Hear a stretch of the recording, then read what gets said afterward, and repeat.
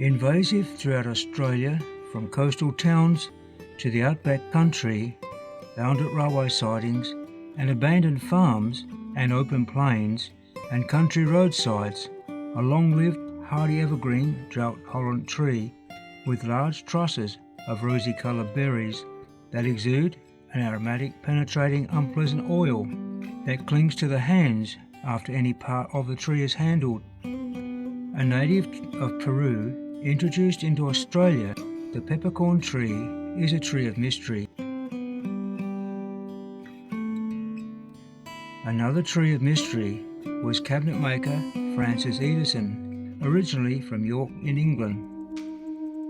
From the shadows of a dim moonlight night, he surprised single servant Anne Sanders on a highway with a large knife clasped in his hand, threatening your money or your life, or he would kill her if she failed to comply with his demand. Francis Eizabeth, aged 20, was apprehended and convicted of highway robbery at the Old Bailey in 1826 and sentenced to death, but subsequently commuted to life with 7 years servitude and transported to Hobart Penal Settlement in Van Diemen's Land, arriving there with 189 other convicts on the 31st of April 1827 on the convict ship Governor Ready. He was later employed by the governor as a cabinet maker in Hobart Town. Eizabeth Morgan, originally from Gloucestershire in England, was found guilty of robbing her mistress in 1826 and was sentenced to 14 years at Van Diemen's Land, arriving there in 1829. After receiving permission, Francis Eizabeth and Eizabeth Morgan were married by the penal chaplain, Reverend William Bedford, of St. David's Church in Murray Street, Hobart.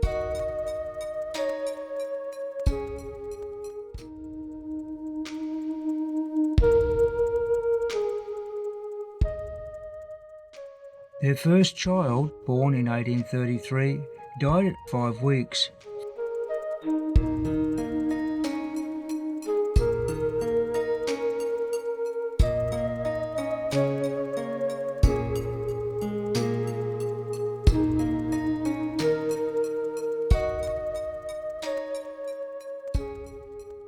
They had several more children, Elisa, Joseph, William and Francis, all born in Hobart Town. Francis and Eizabeth were later pardoned, and Francis worked as a carpenter in Hobart.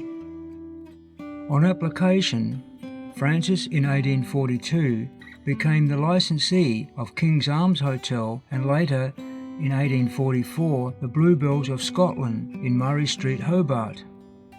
But the businesses failed and Francis petitioned for bankruptcy in 1844.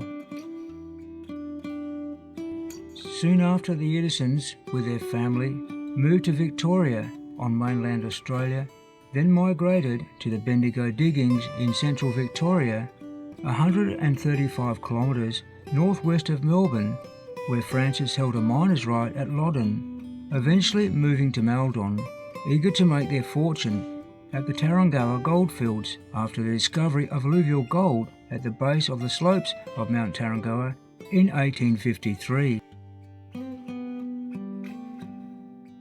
The Chief Commissioner for Goldfields reported over 3,000 miners had arrived at the diggings just 1 month after the first discovery of gold there. Eizabeth had a store at Sandy Creek near Maldon at the intersection of Sears Lane and Newstead Road, providing goods and services to travellers and miners in the Maldon district. Francis died aged 51 after a short illness at Tarrangower in 1856. His death was reported by his son Joseph to the registrar in Maldon. However, no records of his burial site have been found. Eizabeth remained a widow and moved to Bendigo, where she lived until her death in 1872, aged 68, following 5 months of poor health.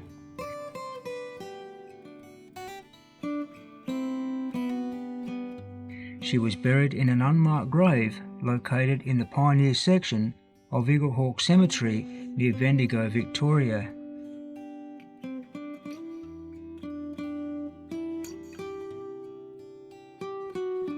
Joseph, their eldest son, a bootmaker, married Eleanor Petchy, a midwife nurse, at Broken Hill, New South Wales in 1895. Eleanor, a midwife, frequently advertised her services in the Barrier Miner from their Argent Street home in Broken Hill. Harold Burt Edison, 24, a son of Joseph and Eleanor, married 22-year-old Comfort Renfrey at his parents' Argent Street home in 1901 at North Broken Hill. Comfort Renfrey was born in the historical town of Peninsular, 388 kilometres southeast of Adelaide.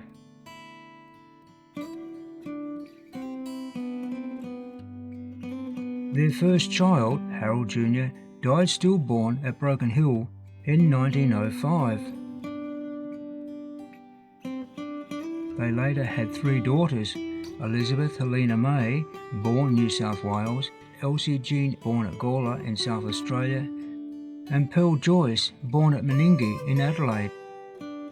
Harold's father, Joseph, was buried at Broken Hill Cemetery near his grandson, Harold Jr.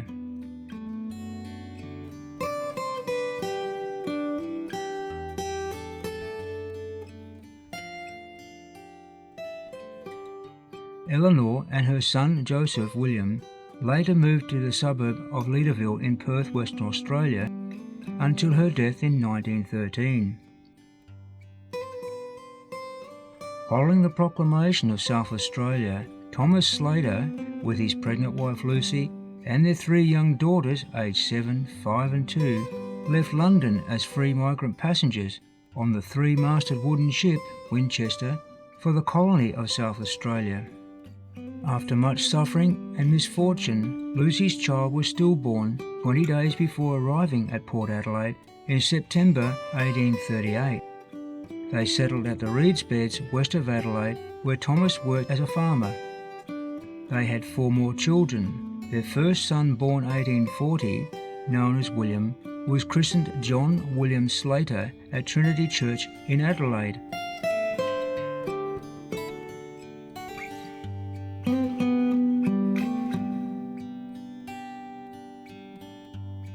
Ellen Roebuck travelled alone from England to South Australia on the ship Stamboul, arriving in Adelaide in 1858, married John William Slater in 1863 at the Adelaide residence of Anne and Joseph Jupp.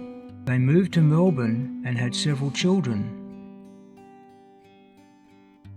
Eventually returning to Adelaide, where Ellen commenced business, going around the streets of Adelaide with her cart, buying second-hand goods for minimal money and reselling them in her shop. At age 52 years, William deserted Ellen, leaving her and their children with no means of support, and William was later found on his premises at Rundle Street in Adelaide, having attempted suicide with a small gun and a bullet to the back of the head that was later removed at the Adelaide Hospital. With her sons Joseph, Charles and Alfred, Ellen managed to keep the second-hand furniture business operating, and the business grew, with her daughter Mary Jane Slater following into the furniture business. Mary Jane Slater married Francis William Bailey, one of 9 children of William Thomas, a blacksmith, and Ellen Bailey, who had emigrated from England on the ship Mary Green, disembarking at Port Adelaide in 1856. Francis and Mary Slater Bailey's first child, Francis William, born on the 4th of June 1905, died several months later. A second child, a daughter, Ellen Roebuck, born October 1893, died in 1894. They had more children, daughters Eva Myrtle, Vera Charlotte, and sons Charles Arthur, who died less than 12 months old. Then Alfred Thomas, George Frederick, and William, who died at 4 months, and then Leslie and Charles Arthur Slater Bailey. On one of the many journeys with my mother, travelling on Johnson's coaches on Glen Osmond Road to Aldgate, where we lived, a small historical village located in the Mount Lofty Ranges, 20 kilometres from Adelaide, she pointed out the home where her auntie and uncle and herself lived at Glenunga, and the Glen Osmond Primary School she attended nearby. That was my introduction to her family after the loss of our first child, Michelle Inica, who died 3 months old. In July 1971, I made some inquiries at the Lands Entitled Department in Adelaide, searching for a property my mother had said Mary Jane Slater Bailey had once owned. The small pieces of information that my mother did share were helpful when in 2013, on impulse, ventured into the Adelaide Central Market Arcade, inquiring about Mary Jane Slater Bailey, and they directed me to the Adelaide City Council archives, and there discovered records of lease documents in Mary Jane Slater Bailey's name for premises at the Central Market Arcade from 1915 to 1936, and had 9 shops plus a large room within the Adelaide complex where she traded as Bailey's Central Stores. At the State Library Family Research Centre, searching on Trove, a website of the National Library of Australian digitised newspapers, there was an article in the Adelaide Advertiser about Mary Shirley. Then in September last year, I received an email inquiry from John, and he was asking about my connection to the Baileys and the Haymans and the Slaters. And from then on, it was a mighty journey, obtaining documents and one thing and another, and the story of his mother, Mary Shirley. Having been born in Adelaide and growing up with the Baileys, in particular Vera, my grandmother, Eva and Uncle Alf, we had a very close association with those members of the Bailey family. We always talked about family stories, family histories, so I knew them very well. We left Adelaide when I was 10 years old. We used to come back to Adelaide every year, stay with my nana. Oh, sorry, I'm getting emotional. And spend lots of time with the aunties and uncles. Wonderful, wonderful memories. We knew about Grandma Bailey and her shop, but until recently I just didn't know the full extent of her businesses. My husband and I went to Adelaide in May last year. I organised a family reunion of the Slaters, Greg Slater, Chris Code, who's a Slater descendant, and other Slater families. And it was here I discovered a lot more about my great-grandmother Mary Jane. And since then, it has been an incredible journey. My first memories of the Baileys was George. Mum lived in Chaffer Street, and she actually lived with my great-grandma, Easter, and who died in Chaffer Street. And that's where George first came into the picture. I assumed that he was my father, and he acted like a father. I can remember. Anyway, from Chaffer Street, the next thing I remember is going out to what we called our home, and that was the home out at King William Road, Parkside. And it was out there that I become a member of the Bailey family, and living in the great old mansion out there was Grandpa Bailey, Grandma Bailey, and a young girl slightly older than I, and who I remember her very distinctly because we used to play together. Grandma Bailey was a cripple, and she was always in the wheelchair. I never ever seen her out of the wheelchair. Every morning I used to have to go down the driveway. She had the strawberry patches running right down the driveway, and I used to have to go down and pick a punnet of strawberries for her so she could take to to the shop in town in the Adelaide market in Victoria Square. She doted on me. Oh, she used to really dote on me. And Mary, of course. Grandma Bailey had the massive big shop in the Adelaide Arcade. She had almost a full block of shops there, and the whole family used to go in there on a Friday night. I think it was Friday night because of Friday night shopping in them days. All the family, all the boys, with the exception, I don't think I ever seen Frank in the shop. I know Alf and Les and George, Mum, and the two girls used to go in there. I think even the girls' husbands. I can't ever remember seeing Mary in their shop. I used to go in there. I used to play out in the market area while they were in the shop. I think they used to go till about 10 o'clock at night. Grandma Bailey was a very wealthy woman. She had a very big reputation. She also prestige. She was the whole family had maybe a bit better imagination of themselves than what they were, or the position they took in society. So jobs, she'd leave of a morning around about 8:30. She'd driven by a chauffeur. She'd go in there. She used to sit up in the back in her wheelchair, which they used to roll up from the back. She'd sit in the wheelchair, and she looked all like the image of the Queen Victoria, dressed in black. She was always dressed in black.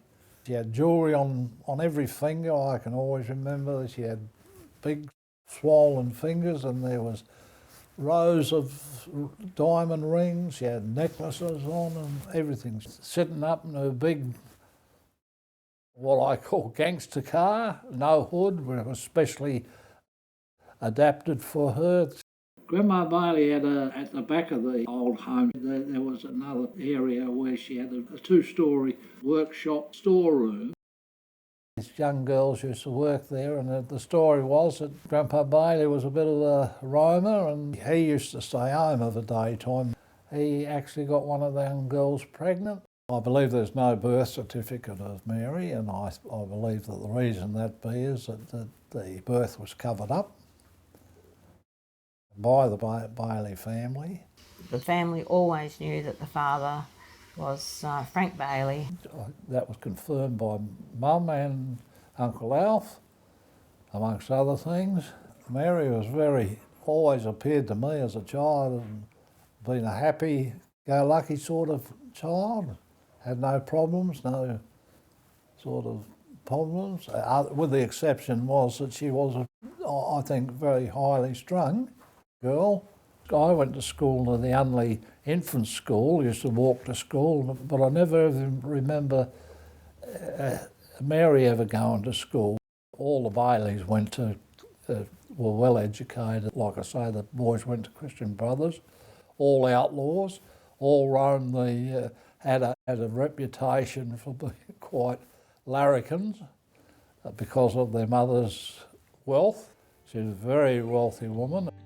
On the 14th of July 1936, Mary Jane Slater Bailey was admitted to the Adelaide Hospital, where she died shortly after admission from complications caused by an ulcer, cellulitis of the leg and toxemia.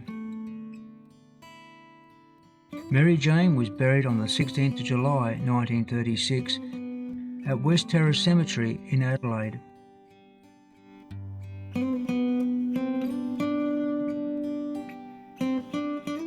The eldest son got the grandfather, and they locked him in the library there, and they went through all the documents. The thing was that they were searching for the will and all the relevant documents. When they come out at 4 or 5 o'clock at night, they announced that there was no will. They couldn't find a will, so she had died intestate. And so they'd gone through the safe, the big safe there, and that there was no money or no jewellery or anything. That had all disappeared. Her widowed husband, Francis, directed his sights to the Supreme Court of South Australia and made an application for letters of administration to Mary Jane's estate. The two daughters, Eva and Vera, became estranged with their father, believing that their mother did leave a will and last testament. At the State Library Family Research Centre, searching on Trove, a website of the National Library of Australian digitised newspapers, there was an article in the Adelaide Advertiser about Mary Shirley.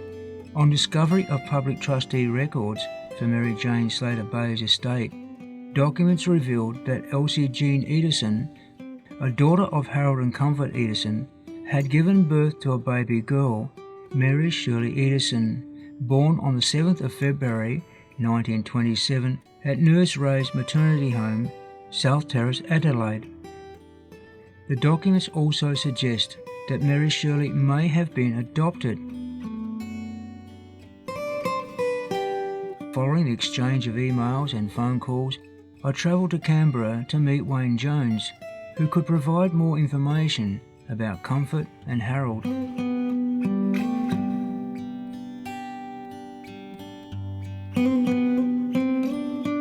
Harold was my mother's father. I basically became interested in Harold because of when my mother was about to die, and I asked her what she knew about her father, and she basically didn't know a great deal. So in effect, the searching was left to me at the time, and she gave me a name of Harold Edison, although she was raised under the name of Wade. I decided to look at it a bit more closely, a bit more in depth, and went to the National Archives website, and luckily enough, Harold's War Records was one of the first OIF members to have his records digitised. Looking at his records, I saw a name of another woman, Harold's wife, Comfort. So Comfort became a mystery, and from that moment on I wanted to know more about her and find out about where Comfort come from and what happened to her. It was really difficult to find details because of where she lived and with Harold and what happened after Harold left Comfort, and reasons why. Never knew what happened, why it happened. So it was all a mystery. So I just thought, let's just gather some information and write it up in a small homepage, webpage type of thing. And I was looking at old microfiche records of electoral rolls, and I was tracing up Harold and his new partner, more or less, who was my mother's mother, and found out that she was married, and then eventually through the National Library with their trove digitised newspapers online, I found her divorce article, and that Harold was actually mentioned in that article, and also Comfort was mentioned in that article. The family knew about it somewhere or another, but all that information was never passed down the years to kids and grandchildren, so they sort of hushed it up a bit. She left her husband and brought two of the daughters from that marriage, the relationship with Harold. And I knew them as Auntie Clan and Auntie Helen. They were older children in the family at the time. And I traced them through the electoral rolls from Harrow to Ballarat, Ararat, Ballarat, and around various addresses in Ballarat. And throughout these moves, I think they changed their surname about 3 or 4 times. So from Edison to Wade, Wade to Edison, and back again to Wade. So it was a question, obviously, why was this happening? And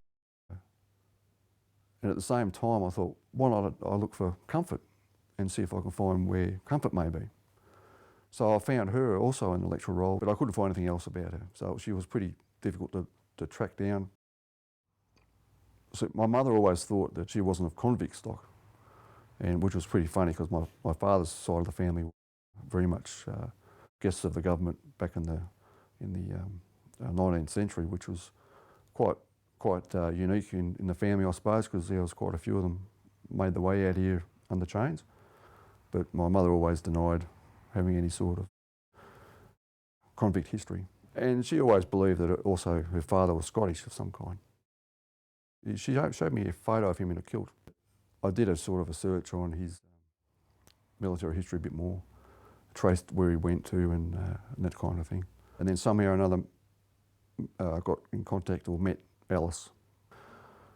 And so Alice became a focus. One of the questions I always had was why Harold changed his name from Edison to Wade and where that come from.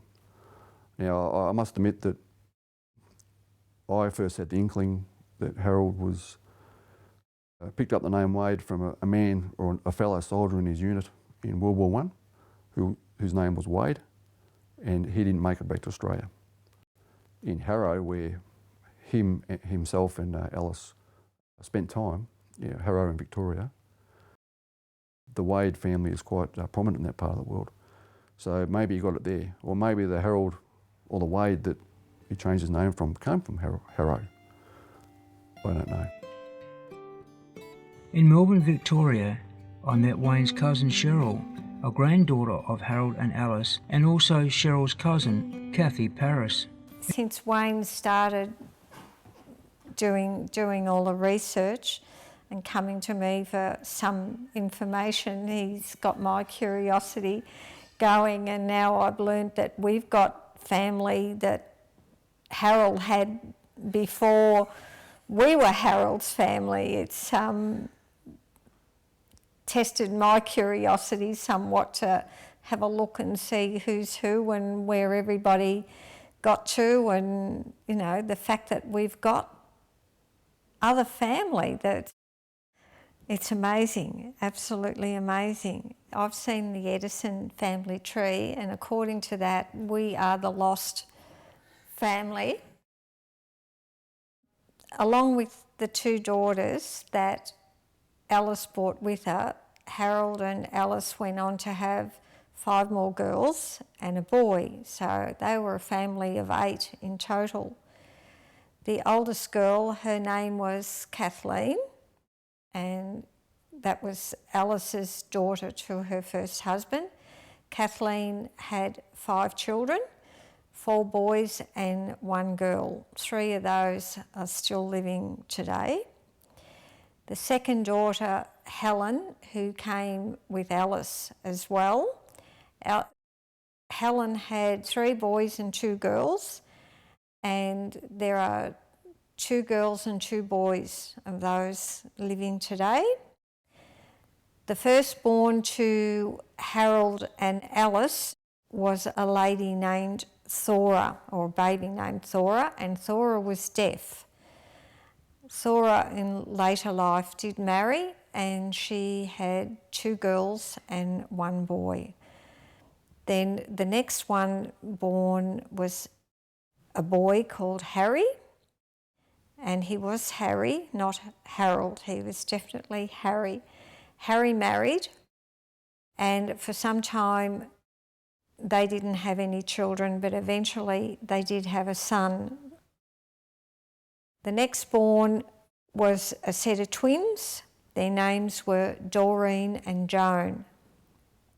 Now, Joan died at the age of 21 with gallstones. She left behind 2 little girls, and their names were Catherine and Doreen.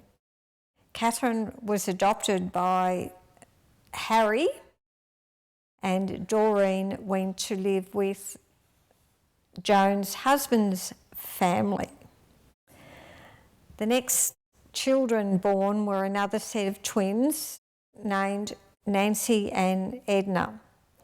Nancy married and had 2 children, and Edna, who was my mother, married and had 2 daughters.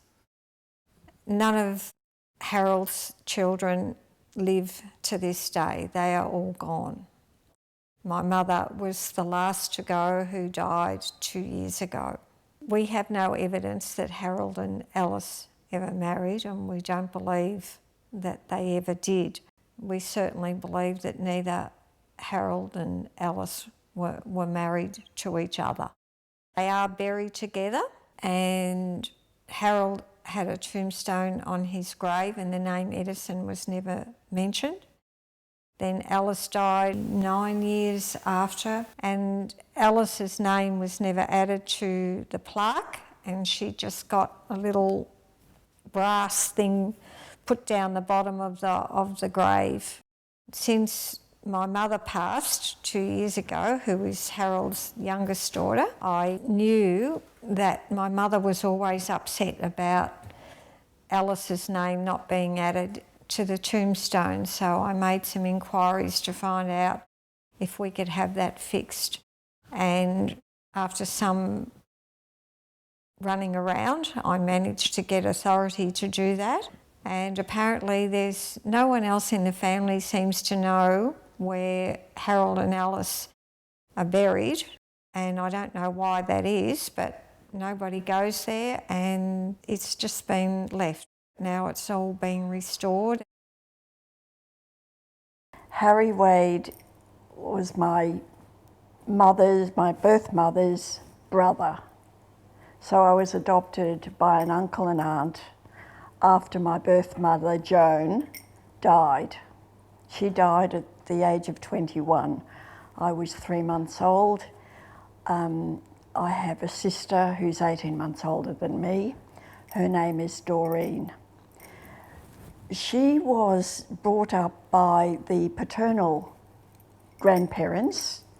So our natural father is Eric Wilson.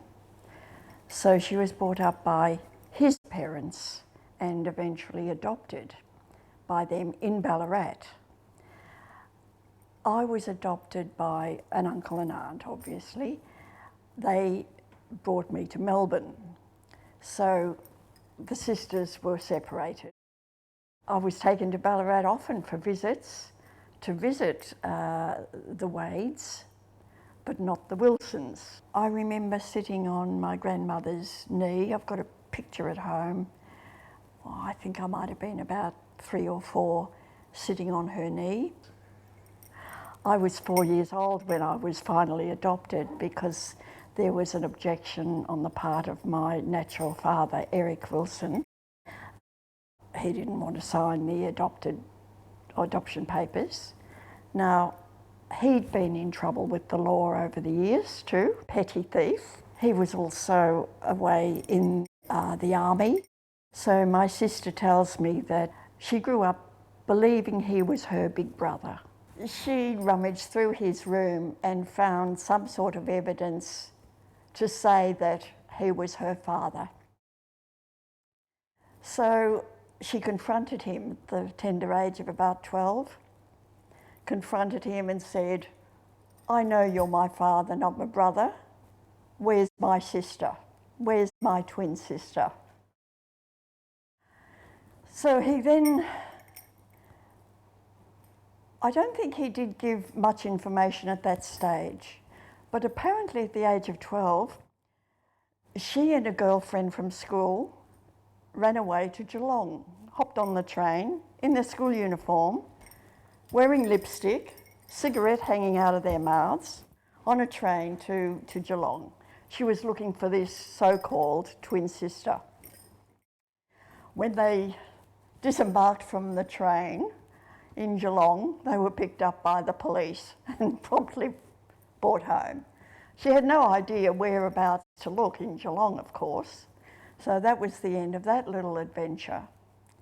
My sister was a bit of a tomboy. She tells me she had a wonderful life because she was outdoors all the time and didn't stay at home. She was out for 10 hours of the day and used to go home for dinner. But at the age of 15, when I was 15, my adopted parents had separated at that stage, so they were going through some emotional turmoil. And I was living with my mother in a flat, my adopted mother. And I came home, I'd started work at the age of, actually I was just on 16, that was my first job. I came home from work one night, she was terribly upset. And I wanted to know why, and she said, "Oh, don't ask me, don't ask me." I said, "But Mum, you know, something's wrong, something's wrong." "Oh, 2 men were here, came down from Ballarat looking for you." Well, and I wanted to know why, naturally. I knew that I had relatives in Ballarat. We used to visit on a fairly regular basis. But of course, then I was worried at that age. That incident that Mum had said, whereby 2 men had come from Ballarat, it wasn't 2 men, it turned out to be my sister. She was nearly 17 at the time. She had badgered relatives in Ballarat for information about me and where I was living. She found Harry Wade. He was a pastry cook. He had his own business in Thomastown in Victoria. And she came down to Melbourne, 17 years old, got off the train, got a taxi. This is her story, and I believe her. She said, "I told the taxi driver I'm down in Melbourne looking for my sister. I'm not sure where to start, but I'm looking for her father, Harry Wade. He's got a cake shop somewhere. I think it's the northern suburbs, Thomastown." The taxi driver turned off the meter and took her around for hours. Dropped her, stopped at the shop. They found the shop. She walked in, and as soon as Dad saw her, he knew who she was, and she knew him. And she said, "I just want to see Kathy. I want to see Kathy." And he said, "Oh, look, now's not a good time." Norma, his wife, and I've been, we're separated. Norma's in a real state. She's not going to let you near Kathy.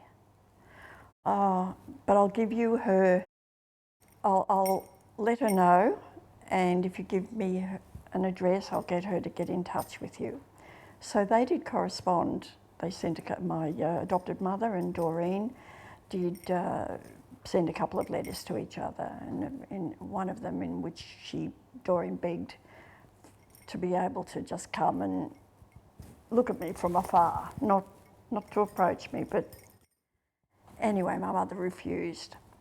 So it was 4 years later, I was engaged to be married. That caused a bit of a rupture in the family. My adopted parents were against the marriage. I found out about the adoption in a rather nasty fashion. I was told that if I wanted to find my real father, I'm being very honest here, I could go to find him rotting in a jail in Ballarat. First hint I had that they were not my real parents. I had been given a photograph of Eric Wilson and Joan Wade, my mother, after I'd found out. So it was a wedding photograph. So at my sister's wedding, I was looking around the church to see if I could recognise my natural father, Eric. I did spot him. Anyway, after the ceremony, we came out to the foyer, and at that stage he had a de facto wife, came up to me in front of all these people and made a huge fuss, and I retreated. I took an instant dislike to him. I was overwhelmed with it all.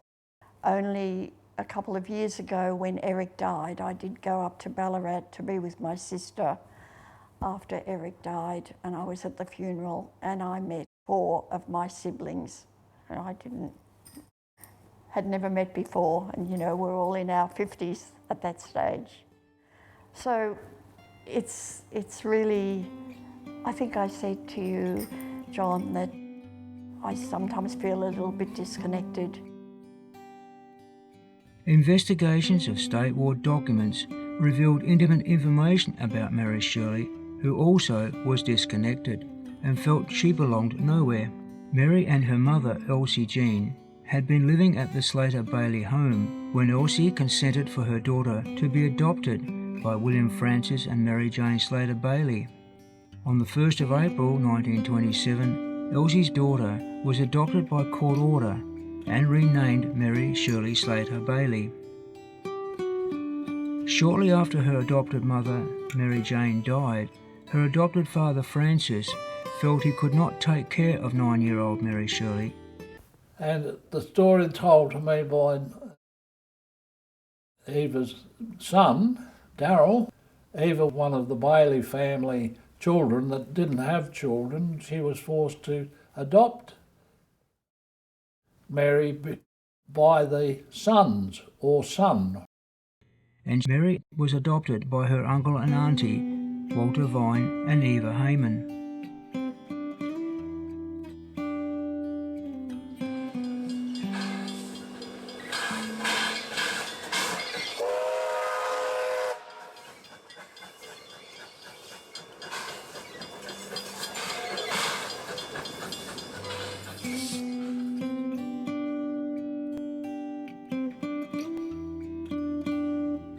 Walter Vine Hayman, known as Wally, one of 4 brothers born at the railway town of Quorn, northern South Australia, to Ernest Vine and Matilda Hayman. With his father Ernest Hayman and brothers Roy, Charles and Percy, he worked for the South Australian Railways at Quorn.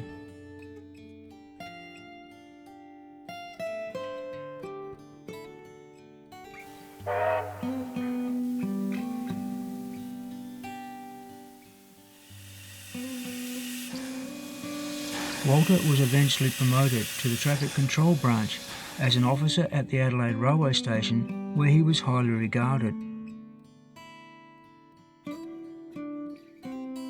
Walter Vine Hayman and Eva Bailey married at St Peter's Anglican Church, Glenelg, South Australia in 1923. They did not have any children until 2 years after they had adopted Mary, and then had a son they named Darryl. There was considerable friction and bickering in the home. Eva Hayman callously told Mary when she was about 14 years old the truth of her parents and nature of her birth, and Mary found it difficult. Mary had a rather rough time. I've seen evidence of that she left home after arguments with Vera. She ran away from home at age 15 in February 1942, and Wally reported her to police as a missing person. She was found by police several days later and was arrested, charged with larceny and sentenced to 2 years as an uncontrollable child to Barton Vale's girls' school at Enfield until 18. After 6 months' detention at Barton Vale, she was placed on probation to her father, Walter Hayman, after he had made an application for her to be returned to their Glenunga home.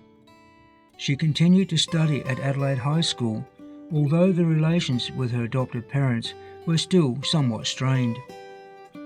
Mary worked at Escort House in September 1943 in the Adelaide suburb of Grange before being transferred in November to the River Murray town of Berry, where she worked at Berry Hospital as a probationary nurse. She enjoyed the friendly country community and the ready acceptance of her. Mary liked to go out late at night with her friends, and after being warned several times by the matron for remaining out late for several nights in succession, before she dismissed her in early April 1944 for not conforming to the hospital regulations, shortly after her dismissal, Mary appeared in the Berry Police Court charged with unlawful possession and sentenced for 2 years to return to Barton Vale Girls' School. Mary was later placed out on probation to Mrs. Brown and her young family at Belair near the Adelaide Hills in February 1945.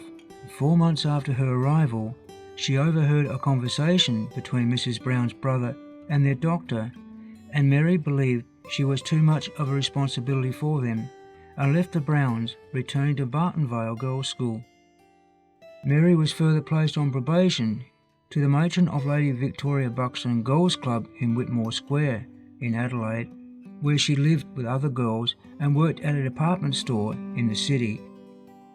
On the morning of Sunday 18th November 1945, Mary left Lady Buxton Girls' Club shortly after breakfast and did not return until later that evening. She told matron she had been to Mount Lofty in the Adelaide Hills by herself and met Leslie Bailey, who admitted to her that he was her father. He told her that her mother had left her a sum of money in her will. The revelation about her father seemed to upset her, and she told him that she did not want to see him again, and developed a desire to manage her own affairs.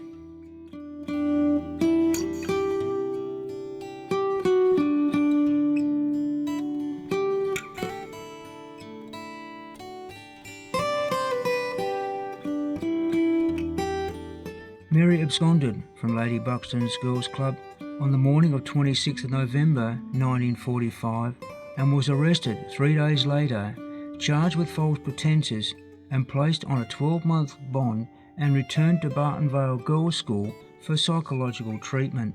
In an interview, Mary's adopted father, Wally Heyman, was asked if they had any plans for Mary on her release from Barton Vale. He thought it better that Mary have no contact with his home whatever.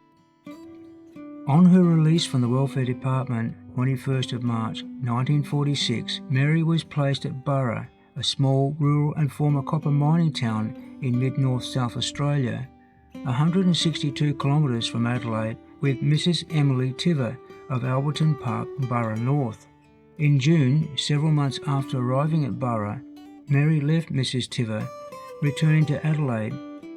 The story was that she'd run away with a soldier and hadn't been seen or heard of since. She met a returned soldier, Alan Glasson, and became pregnant with his child, who she married on December the 6th, 1946.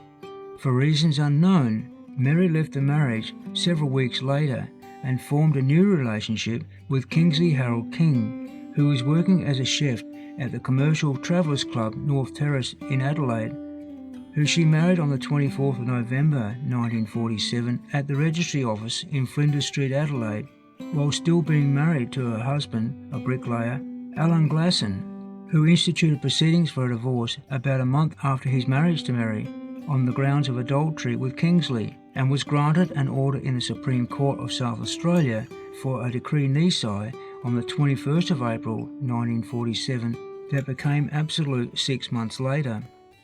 Mary appeared in the Adelaide Police Court charged with having committed bigamy on the 19th of November 1947 and was committed for trial to appear at the Supreme Court in Adelaide on the 24th of November 1948. Mary was released on 3 years good behaviour bond on the 9th of December 1948. After legally marrying Kingsley, who had a daughter, Barbara Kay, born June 1943, from a previous relationship with a married woman, Constance Donovan, moved to Manor Hill in outback northeast South Australia, 360 kilometres northeast of Adelaide, where he worked on various sheep stations as a fencing contractor before returning to Adelaide. The marriage was not harmonious. Mary experienced many years of domestic violence by Kingsley, who had a violent temper. One night in 1964, after a domestic argument, Mary was locked out of the family home and her children were unable to escape from the house. The women police intervened and the children removed and placed into the control of the Children's Welfare Department. Several children were placed out with foster parents.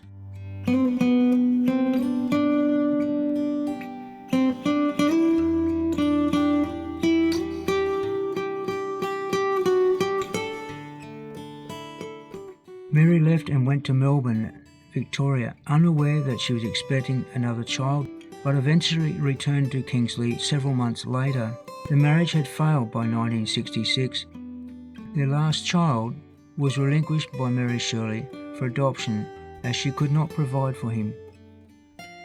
Since having a lot of conversation and contact with John, We've learnt the rather mixed and sad life that Mary Shirley led, and sort of analysed the personalities of the two sisters who were probably the most involved.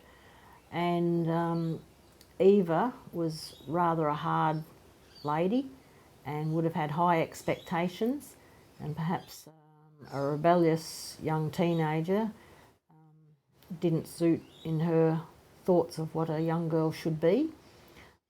My own Nana, which is Vera, she was also pretty prim and proper.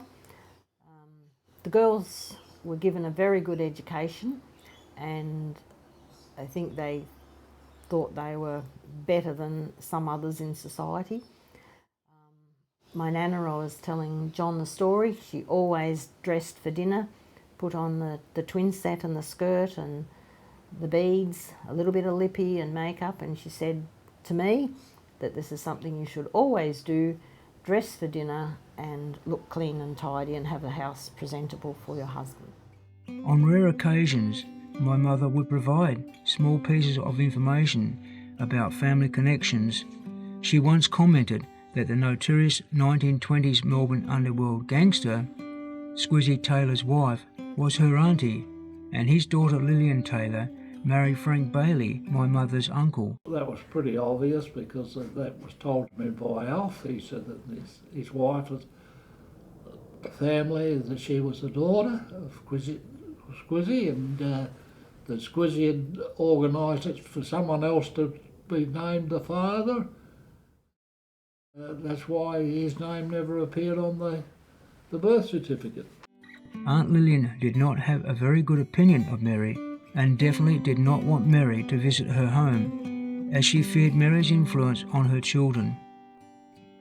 Mary enjoyed dancing, and her uncle, Aubrey Eugene Hall, a champion ballroom dancer and one of Adelaide's foremost dance promoters, who held many dances at the Palais and Wonderland ballrooms, and one of the most prominent dance teachers in Adelaide, starting at age 21, who taught dancing for nearly 50 years, married Harold and Comfort Edison's eldest daughter, Eizabeth Helena May, professional dancer, but the marriage dissolved in divorce in 1930.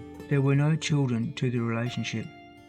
Aubrey Hall remarried and had several children, and one of his children, daughter Vivian Cox, was located in Adelaide in 2015.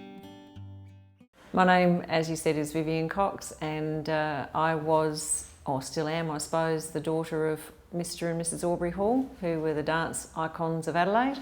And my dad died in 1970 at about the age of 72, and he, amongst many other things, from being a dancing teacher, was also a boxer. I'm a champion runner for the Adelaide Harriers, and through your information, I believe a carpenter to begin with. And he had, prior to marrying my mum, had a previous marriage to one of your relatives, who I've just learnt some information about, but no children. So he married my mum in the close to 1940s, I think, and had some children with mum, which was my brother Grantley and my brother Marcus, and then I became adopted in 1960 to this family. So my oldest brother Grant is 10 years older, my brother Marcus was 5 years older, and then I came along at around about the age of 8 months to 1 year. So my adoption at the time was not under normal process. My biological mother Pamela fell pregnant when she was about 15, had me when she was about 16, and couldn't remain at home, so she did marry my father, and that lasted for about 3 months. So then she needed somewhere to go, advertised me in a miscellaneous column for foster parents or someone that would take on a housekeeper and a child. And a reporter picked it up in those days and knew of my family, the Aubrey Halls, who had also written in a letter asking to be considered for fostering. And he picked it up and knew the family very well and suggested that my mother consider looking at this family, which she did, and Mum and Dad said they wanted to adopt, not to foster, and therefore the process started. Mum and Pamela remained in contact for quite a few years. Pamela lived not very far from where I grew up. She wanted to keep an eye on me from a distance. Turns out our siblings crossed paths over the years as well, and without us knowing. And so I was about 18 when Mum decided that I could meet her, and lo and behold I did, and was very fortunate enough to actually get along with the family and to get to know them very well. And I consider I was very fortunate because I had no regrets over my adoption. I grew up with a wonderful family, so I was considered to be one of the lucky ones. And unfortunately, my mother Pamela, though, did carry quite a cross of guilt for having to hand her child over under those circumstances, and could never understand why I didn't have any ill feeling towards her. Instead, I was actually quite grateful of the life that I'd had, and I had great admiration for her for the strength and courage that it would have taken to have handed over a child at that age. In fact, even when I had my own kids, I remember holding them at that age in my arms, and whilst they were asleep and looking down at them and thinking, oh my God, what courage it would have taken to have given your child away at that age. But she could never understand that, so she carried a lot of grief and guilt with her. But we were fortunate we got along. It filled a lot of things in my life which I didn't even realise what connections I had been missing, but then was able to put all the puzzle together, and I suppose to a certain degree felt quite whole once I sort of got my family history and see what I could get from her. I only knew that Dad was married prior. I didn't have any details on who he was married to, whether there was any children, how long they were married for. Had an inkling that she was a dancer, but didn't know any more than that. So I haven't got any knowledge or photographs or anything. I was just made aware that Dad was married prior and that Mum was his second marriage, and that he was a fair bit older than Mum. And I think we worked it out, he was about 17 years older than Mum, because he was a boxer as well, which would explain why he was so light on his feet for dancing, and vice versa. But he took a lot of events to Melbourne, both in the boxing field and the dancing field, and both he and Mum travelled around Australia judging a lot of events in the championships for dancing as well. But I'm assuming that all the dancing they did for around in all the ballrooms would have started with who we know as Maisie, his first wife, and then would have carried on with Mum when she came onto the scene. As I said to you earlier, I was told at the age of 10, after Dad died, because he didn't want me to know. And it seemed a natural thing that Mum was telling me. It made sense what she was saying, and I was accepting of it. And I think part of it was because she told me the full story, and there was no lies, no hidden truths. And I sort of, understood it, to realise what I had got, what I'd inherited from my upbringing, and then to realise there was a gap of what came to me naturally, even though Mum and I were very, very much alike. So when I did meet Pamela, my biological mother, there was just this instant connection and this instant, I know what I get now from my birth mother, I know what I get from my family, what my inheritance is there. I said I was fortunate. I've met others over the years who have been adopted and they haven't had such good fortunes as I have. They've held a lot of resentment, a lot of asking why, how could they do this to me? I never had that because it was explained to me from the word go. And that's where Pamela did carry that cross, and she carried it from the time that she gave me up. And for her it was very hard. She wouldn't accept the fact that I had no grudges with her, nothing against her for what she had done. She found that very hard to deal with, and carried that with her until she died. And your mum's story was more common, far more common. Through those early days, right through to quite recent times, really. And even in today's society, so much is still hidden. A lot of people are still, ashamed or embarrassed as to what's either happened all those donkeys years ago or what's even happening now. But to me, it's all about, you've got to find out who you are, what your heritage is. Investigations continued in searching for Elsie Jean, and then in December 2015, a relative of Elsie was located in Perth, Western Australia. I was born here in York, in what is now the Residency Museum. Originally it was the resident magistrate's house, but just prior to the war it was scheduled to be bulldozed, and one of my favourite people, Esme Marwick, chained herself to the building and prevented the bulldozing. During the war it became a maternity wing of the York Hospital, and most of the babies of my vintage, a few years earlier, a few years later, were all born there in what is now the York Museum. The first house I ever lived in was this house, and just a room just around from the kitchen there. In those days, my mother and father, they were on a Coolgardie mine site. The name of the mine was Spargo's Reward. And my father worked with two of his brothers, Jim Marwick and Boy Marwick, whose real name was Francis. In 1937, my dad married my mother in a civil ceremony in Kalgoorlie, and before long they were at Spargo's Reward. My mother kicked up a lot of fuss about just how primitive it was, because she was living in a tent and things were not all that flash, so she put on a bit of a tantrum, and it worked pretty well because all the miners down tools on one weekend, and they made her a makeshift house. It was probably 2 rooms, a kitchen and a bedroom, and she was pretty happy after that. But when she fell pregnant with me, there was certainly no place for a pregnant woman out virtually in the middle of the West Australian desert. Very dry, very dusty, not a good place at all. Too far, too remote from doctors or any medical assistance.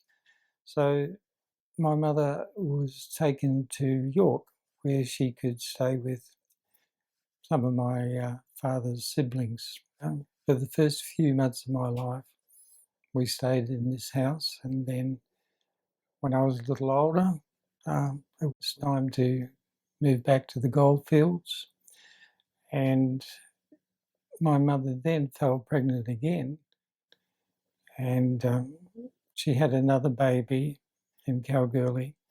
However, that baby did not survive, just a few hours or 5 days, something like that. Seems to be a bit of a toss-up whether the baby lived 5 hours or 5 days. But anyway, the baby did not survive, and my mother didn't have any other children. And to the best of my knowledge, throughout my life until just a few short weeks ago, I thought that lost baby brother of mine was all the siblings, if you like, that I would have ever had. Same year I was born, World War II started.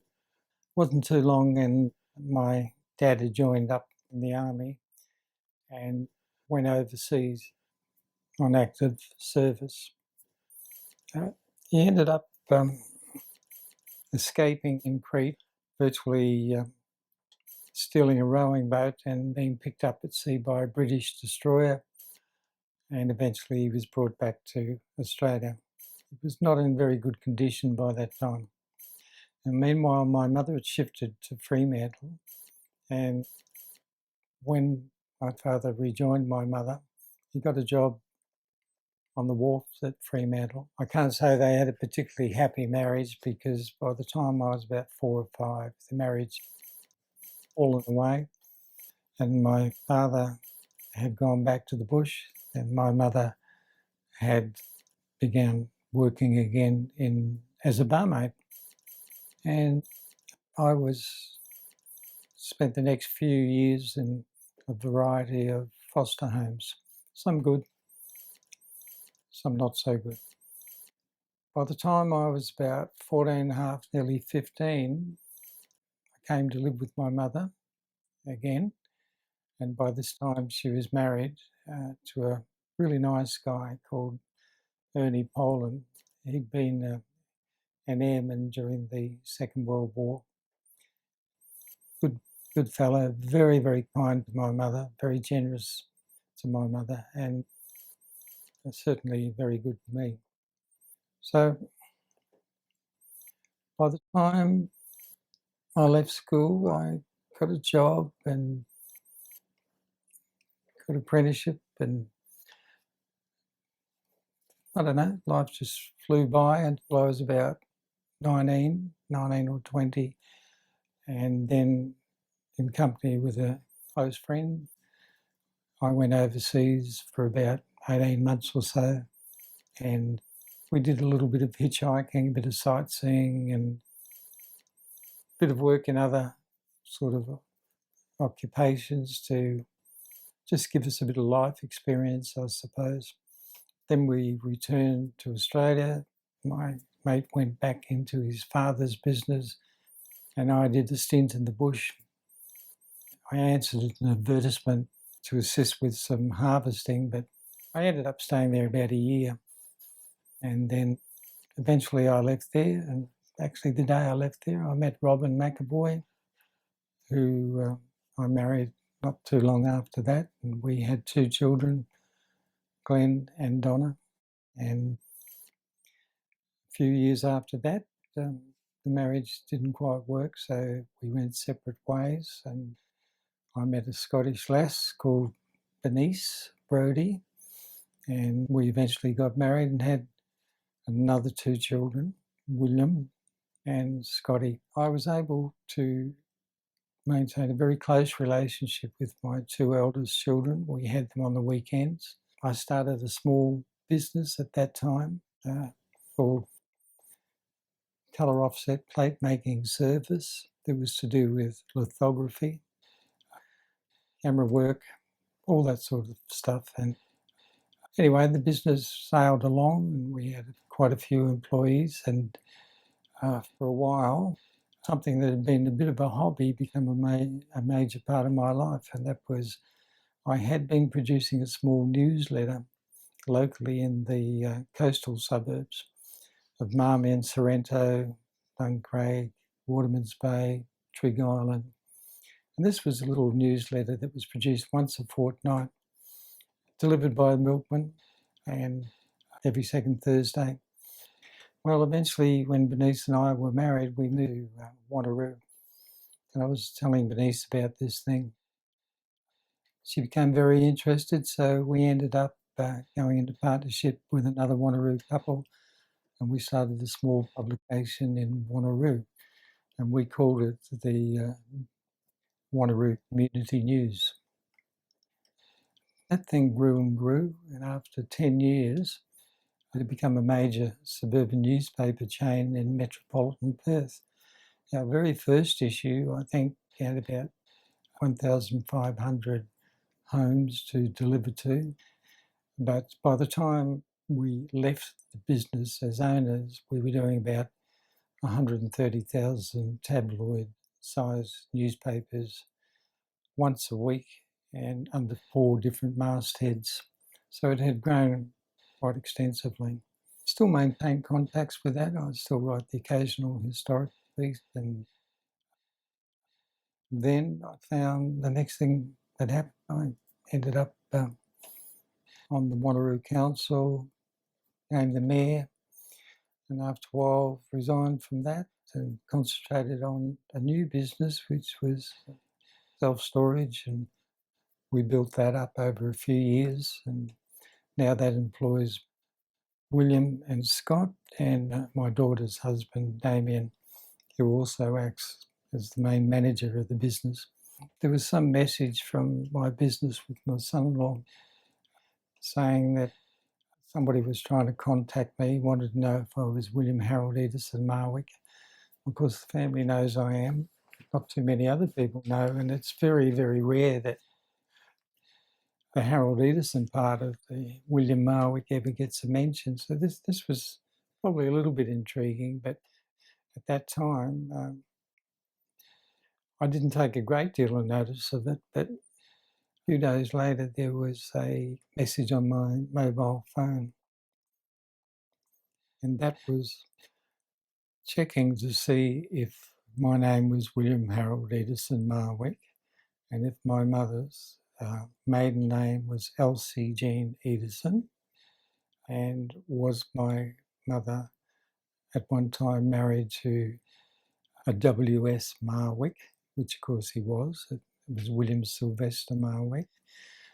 And the caller signed off by saying, if all this is true, then your mother is my grandmother.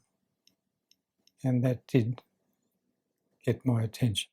I was actually at Sir Charlie Gardner's hospital with waiting on my wife. Bernice had suffered from pancreatic cancer attack 2 years earlier and was undergoing some sort of treatment. And on that particular day, she was to get the results, if the cancer had come back. So I am sitting there with this message spinning around my head a bit and waiting. I didn't want to return the call to the caller.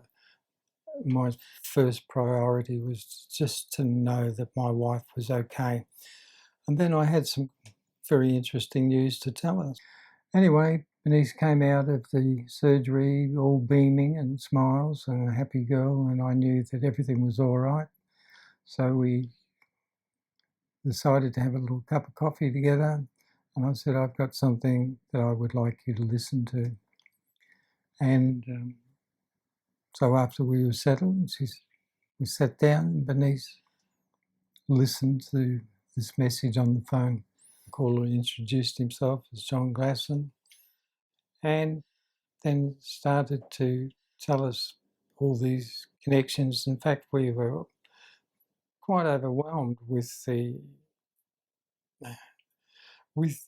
might say, the rapid delivery of all this unusually overwhelming news. And I'm still trying to fathom this out. Is this right or isn't it right? But it seemed pretty obvious to me it was, because I could almost picture the story. I mean, I knew my mother very well, and I could see that in all probability this would be a true story, and the story would have gone something like my mother would have fallen pregnant as a young girl, 16-year-old, had a baby possibly by the time she was 17 or just turned 17, 2 or 3 months. Baby obviously adopted out.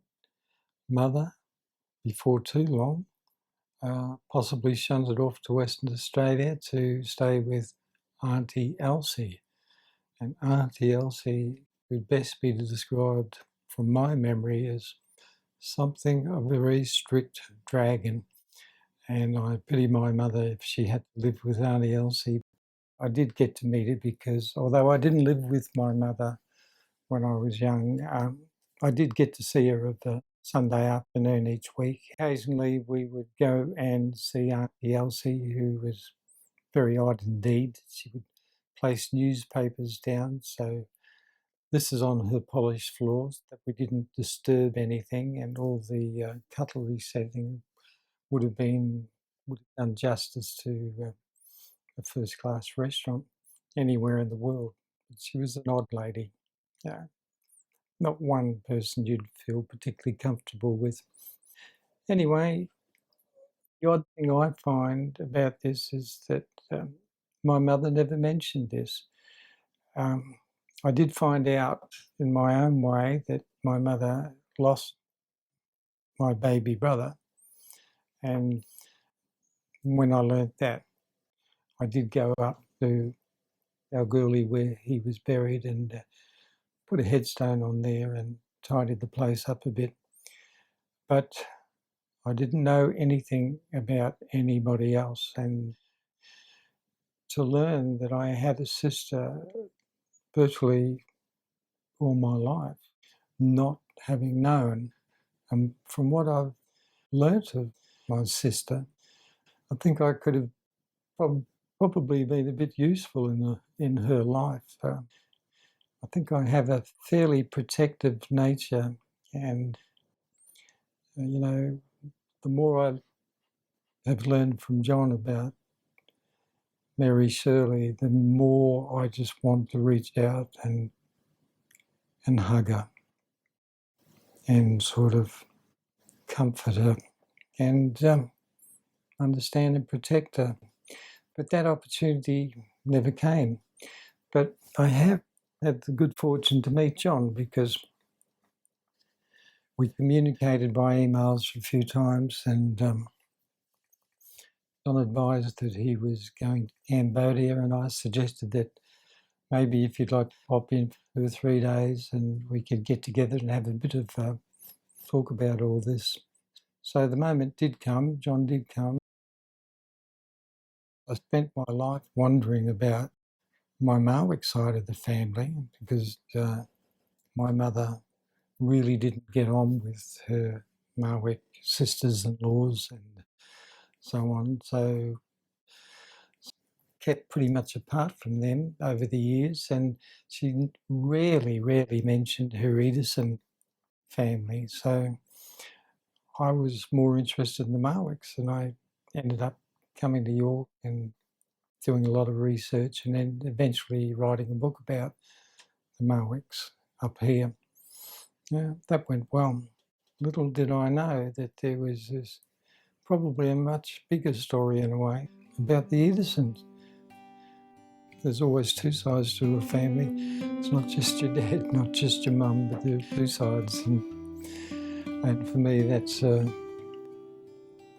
good lesson, I think.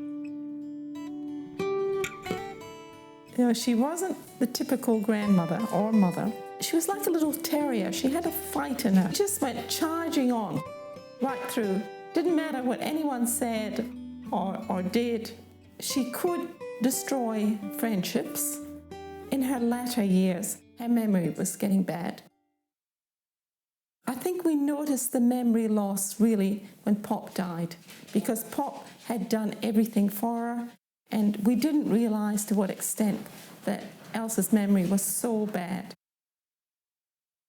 We used to take her out for lunch every Saturday, so we had to work in the morning, and I did love her. She was unusual, and you never know what she was going to do next.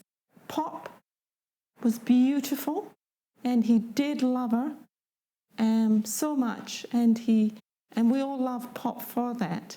But also Pop was just a character on his own.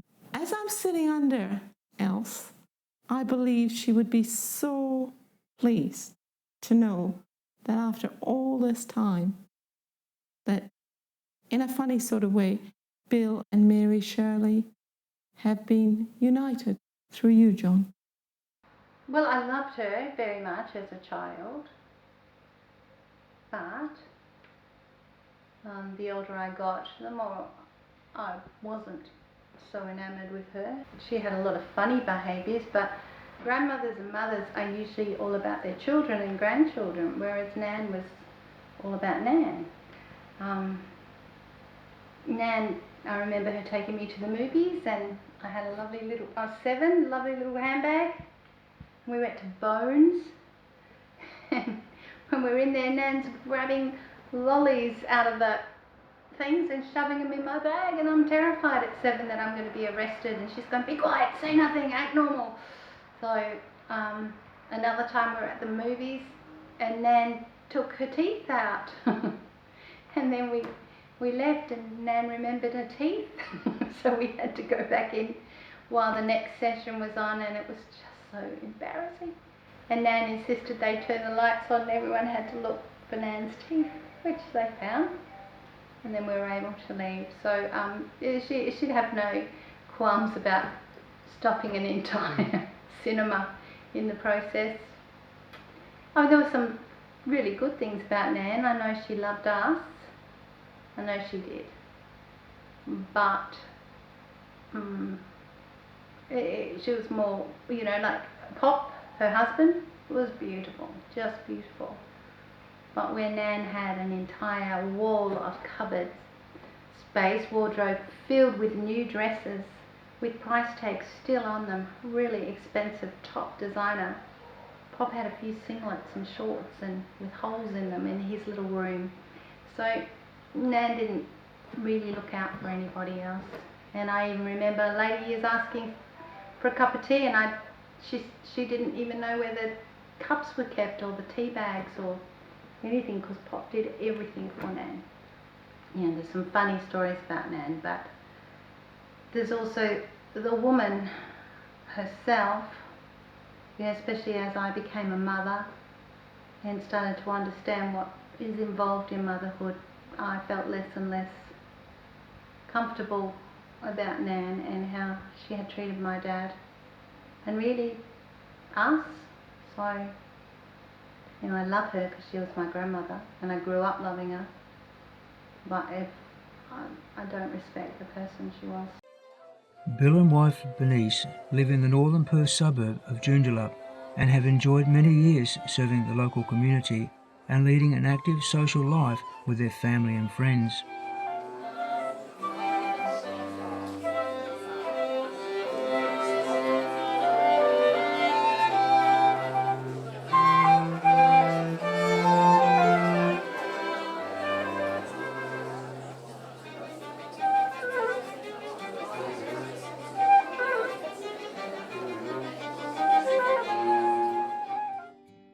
Bill divides his attention to their business interests, research and writing about Wanneroo and Joondalup's unique history, with the occasional newspaper article on the local district history, while Bernice actively supports a charity organisation for cancer research.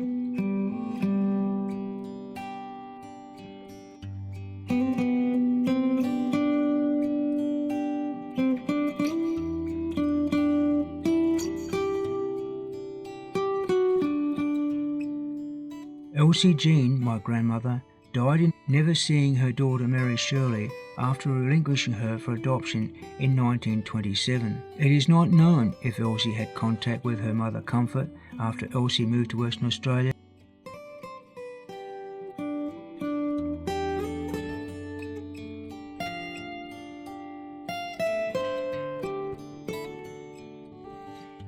Comfort died in Carlton, Victoria in 1957. Her final resting place, an unmarked grave at Preston Cemetery, North Melbourne, and is buried with another person who we do not know. Perhaps Comfort did find happiness after she and Harold separated in 1918.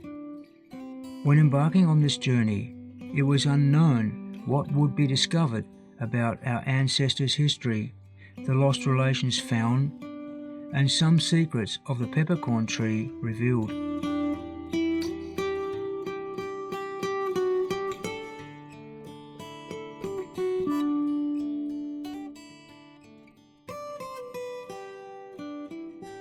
I'm with my grandfather and his last resting place. I never knew him and never knew he existed. As I sit here at Grandpa's grave, I ponder the thoughts,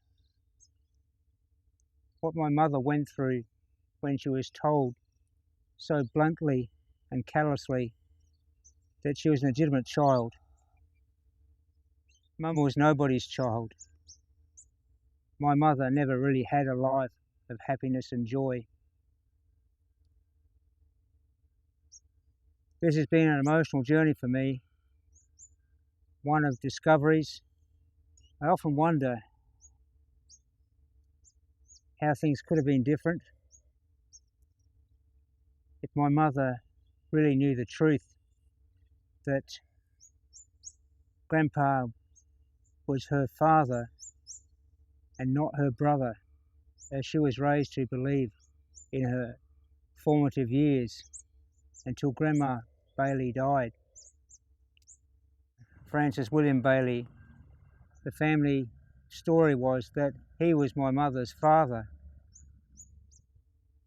Now that we have the state board records and my mother's adoption records, we now know who her biological father was.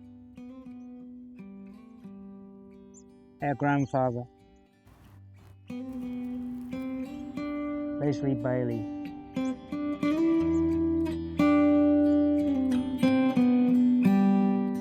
From Cemetery Trust records, it was learnt that Joy was still living. Pop came into our lives approximately 1946 or 47, I'm just not quite sure what year it was. At that time, he was working at the Alaska Ice Cream Company, and we used to look forward to him coming home, especially weekends when he'd bring a great big tub of ice cream home. And then the thrill of having ice cream birthday cakes.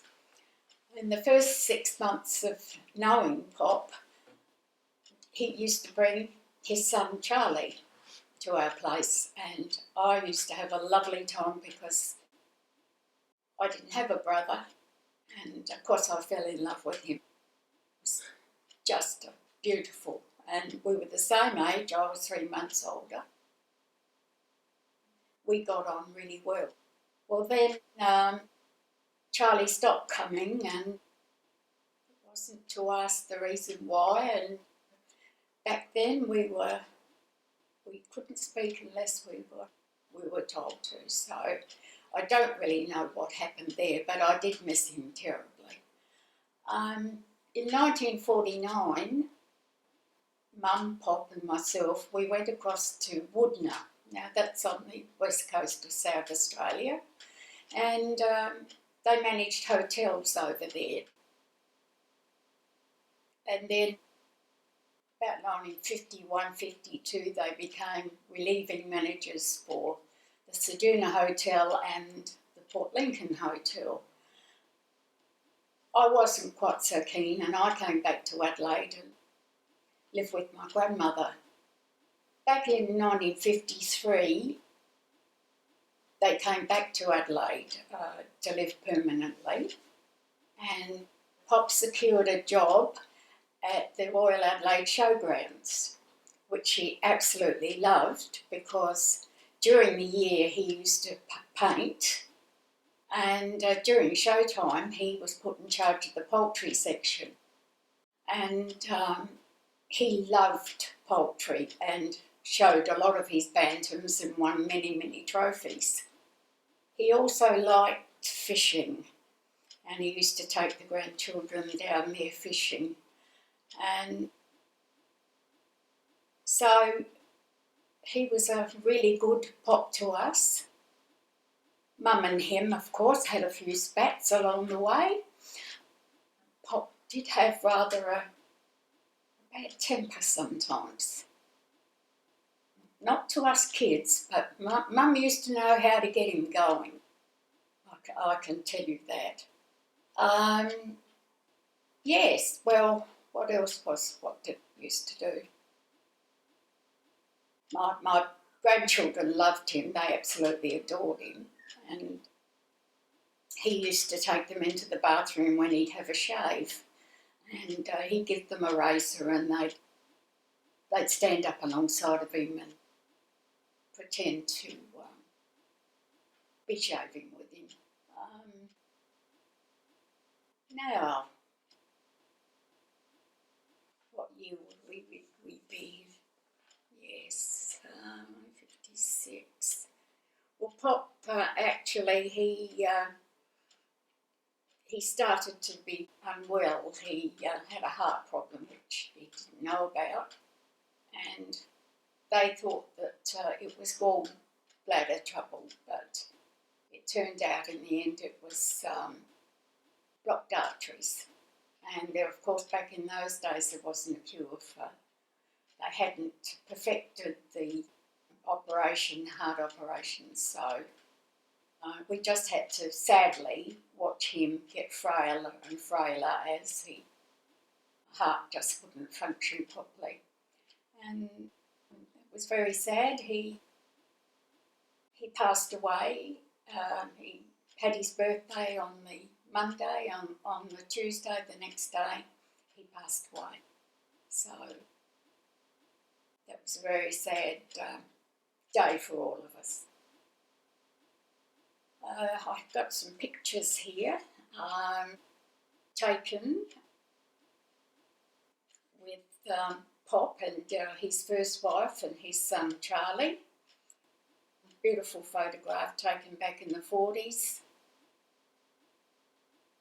very handsome family indeed. And then there's a picture of Pop with my mum and my youngest son Rodney.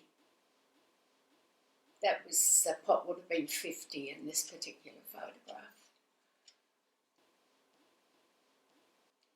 Mum continued to live on at Allenby Gardens after Pop passed away, but it was never the same.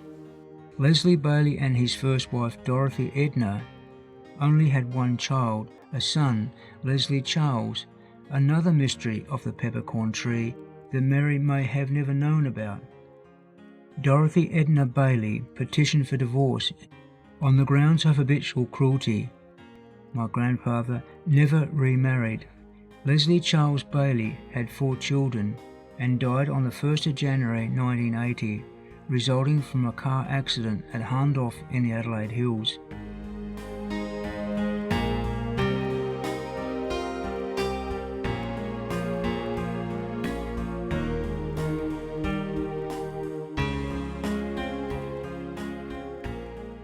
Mary Shirley was a good mother who did the best she could through difficult circumstances. She loved her children and pined for them all to be reunited with her. Unfortunately, that opportunity never materialised. We used to have a lot of fun in them short 4 years that I knew her. And I always used to wonder what happened to Mary. I used to say, and I always thought, and in actual fact, I think I used to say to Mum. Mum never used to say anything about what happened to her, so, and until George's cousin, I think Vicky would have been second cousin or something, wouldn't she? Vicky would be. She contacted me, and then from there she was doing a family history. From then I met Mary's son John, and we've gone through a lot of documents together, which we concluded that the story that I was told was the story that had actually happened. We all wondered certainly what happened to Mary, and she is a relation, and I think that Wally, had he lived, would have been very good for Mary Shirley. He would have made sure he found her and looked after her. But unfortunately Wally died in 1949 and Mary had left home by then. So perhaps in many ways Mary Shirley was fortunate to have known our Mary Jane Slater.